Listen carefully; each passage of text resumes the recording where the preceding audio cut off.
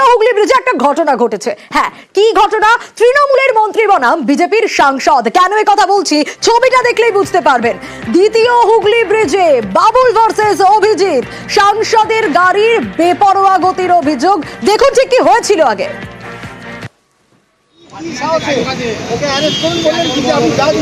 বাবুল দাদার গাড়িতে number plate কোথায়? গাড়ির নাম্বার প্লেট কোথায়?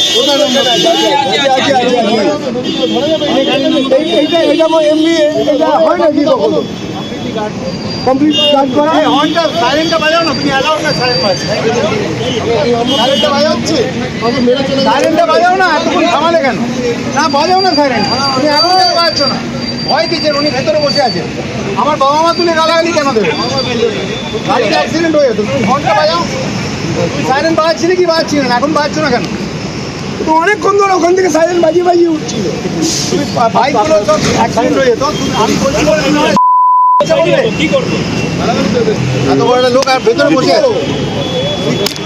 সরি বলুন, সরি বলুন। আমি সরি না বললে আপনাকে ছাড়বো না। আপনি সরি বলুন, আমি কিচ্ছু করছি না। আপনার এখানে সব লোক আছে, কিচ্ছু করছি। আপনি বলেছেন সরি বলুন, ব্যাস। भाई साहब समझाओ इनको सॉरी बोले। किसको बोल रहा है कि अरेस्ट करो? किस लिए गया अरेस्ट करने के लिए बोला बताओ तो। ए गाड़ी मेरा साइड करो, गाड़ी साइड करो। अरे अरेस्ट करो बोलছে, किसको अरेस्ट करो? कैसे बोल सकते हैं अरेस्ट करेगा? किसको अरेस्ट करेगा? क्यों अरेस्ट करेगा? সাইরেন বাজান, উনি রিস্কেতে গাড়ি চালান, ধাক্কা দিয়ে বেরিয়ে যান, আমার কোনো আপত্তি নেই। কিন্তু ফোন তুলে গালাগালি, এটা কোন জাজ করে? উনি এত একটা ভগবান দত্ত ইমেজ নিয়ে ধরেন গালাগালি করলেন। আমার এটাই করছে, সিম্পল করছে। সরি বলুন, চলে যান। আপনি যা করছেন সব ইলিগাল, এটাও illegal. This is illegal. Sir আমরা যদি আজকে এটা নিয়ে ঘুরি, আমরা এটা মানে কি বলবো, 4-5 বার কোর্টের চক্কর খাইয়ে দেবেন আমাদের। আপনি একবার চালান। বাবুদা সরি না বলা পর্যন্ত ছাড়া যাবে না। সেটা আমি বলছি না।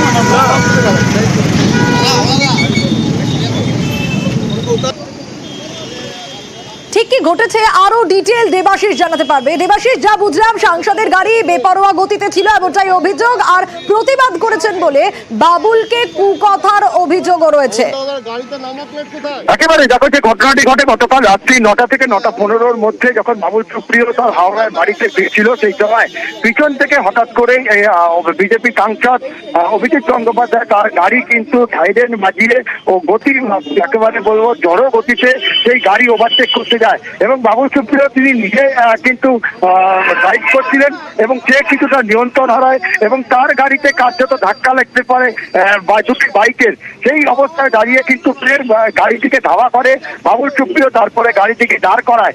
দাঁড় করানোর পর তখনও কিন্তু বাবুল সুপ্রিয় জানতেন না যে সেখানে কিন্তু রয়েছে একেবারে অভিজিৎ গঙ্গোপাধ্যায়। তিনি যখন গাড়িটা দাঁড় করায় তখন দেখে সাংসদের গাড়ি বন্ধ লাগানো রয়েছে এবং তিনি যখন দাঁড় করায় তাকে এই গাড়ির ভিতর থেকে গালিগালাজ করা হয় বলে বাবুল সুপ্রিয় তিনি কিন্তু অভিযোগ করছেন। এবং পরবর্তীকালে তিনি বলেন সাংসদকে লিখে নেবে, ক্ষমা চাইতে হবে।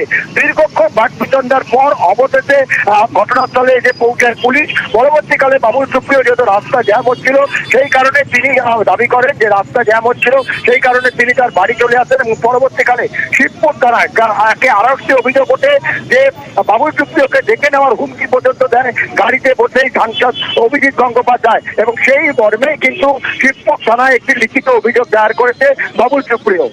বেশ দেবাশিস, আচ্ছা বাবুল সুপ্রিয়র কি অভিযোগ শোনাবো?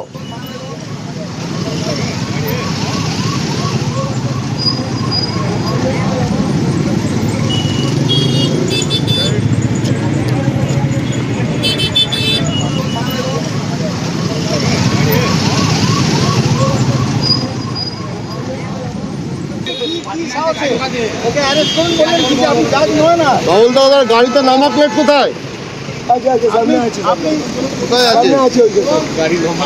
গাড়ির নাম্বার প্লেট কোথায়?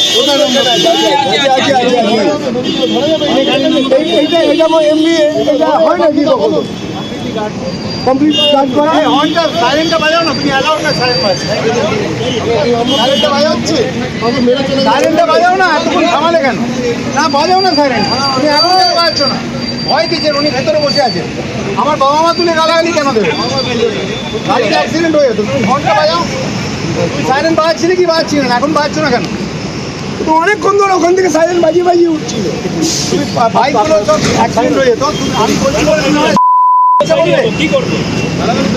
এত বড় একটা লোক আর ভেতরে বসে আছে। সরি বলুন, সরি বলুন। আমি সরি না বললে আপনাকে ছাড়বো না। সরি বললেই ছাড়বো। সরি না আপনি সরি বলুন, আমি কিচ্ছু করছি না। আপনার এখানে সব লোক আছে, আমি কিচ্ছু করছি না। আপনি বলেছেন সরি বলুন, ব্যাস। भाई साहब समझाओ इनको सॉरी बोले। किसको बोल रहा है कि अरेस्ट करो? किस चीज लिए अरेस्ट करने के लिए बोल रहा है बताओ तो। ए गाड़ी मेरा साइड करो, गाड़ी साइड करो। अरे अरेस्ट करो बोलते किसको अरेस्ट करो? कैसे बोल सकते हैं अरेस्ट करेगा? किसको अरेस्ट करेगा? क्यों अरेस्ट करेगा? साइरेन বাজান, উনি রিস্কেতে গাড়ি চালান, ধাক্কা দিয়ে বেরিয়ে যান, আমার কোনো আপত্তি নেই, কিন্তু মন তুলে গালাগালি এটা কোন জাজ করে? উনি এত একটা ভগবান দত্ত ইমেজ নিয়ে ধরেন গালাগালি করলেন কেন? আমার এটাই করছি, সিম্পল করছি। সরি বলুন, চলে যান। আপনি যা করছেন সব ইলিগাল, এটাও illegal. This is illegal. Sir আমরা যদি আজকে এটা নিয়ে ঘুরি আপনাকে তো মানে কি বলবো 4-5 বার কোর্টের চক্কর খাইয়ে দেবেন আমাদের। আপনি একবার চালান। বাবুদা সরি না বলা পর্যন্ত ছাড়া যাবে না। সেটা আমি বলছি না, আমার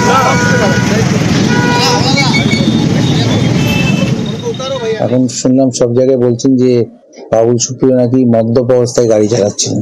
সারা বিশ্ব জানে যে বাবুল সুপ্রিয় ড্রিঙ্ক করে না। দেখলাম একটা পেছন থেকে ব্রেক করে এদিক ওদিক করতে করতে যাচ্ছে এবং আমার গাড়িটাও যেভাবে ওভারটেক করলেন তাতে আমি ডান দিকে যেভাবে সরলাম একটা বাইককে মেরে দিতে পারতাম। যখন সামনেটা দিয়ে ঘুরছি তখন দেখি বড় করে লেখা এমপি তমলুক, দেখি অভিজিৎ গাঙ্গুলি ওখানে রয়েছে। ব্রেক তো বটেই, গালান উইচ ওয়াজ অ্যাবসলিউটলি আনএক্সপেক্টেড। উনি প্রথম থেকেই বলেন যা করেছি বেশ করেছি, যা করার করে নেয়। বাবুল সুপ্রিয়র অভিযোগ তো শুনলেন, দিলীপ ঘোষ কি বলছেন? দিলীপ ঘোষ বলছে পুলিশ বুঝবে। রাস্তা দিয়ে যে কেউ যেতে পারে, আর কত জোরে গাড়ি চালাচ্ছে কে সেটা বাবুল সুপ্রিয় দেখার কথা নয়, সেটা পুলিশের দেখার কথা। তার ব্যবস্থা আছে। আর যদি খবরদারি করাটা অভ্যাস ঠিক না, তাহলে গন্ডগোল হবে। গেছে কিনা, কে গেছে, কেন গেছে, কত স্পিড ছিল, তার জন্য পুলিশের কাছে দেখে ভিআইপিরা গেছে, তাদের স্পিড পুলিশ সিকিউরিটি তারা ঠিক করে। আমি ইচ্ছা মতো আমার ড্রাইভার চালাতে পারে না, সেজন্য সবার খবরদারি করার দরকার নেই। যার দেখার কথা তিনি দেখে যান।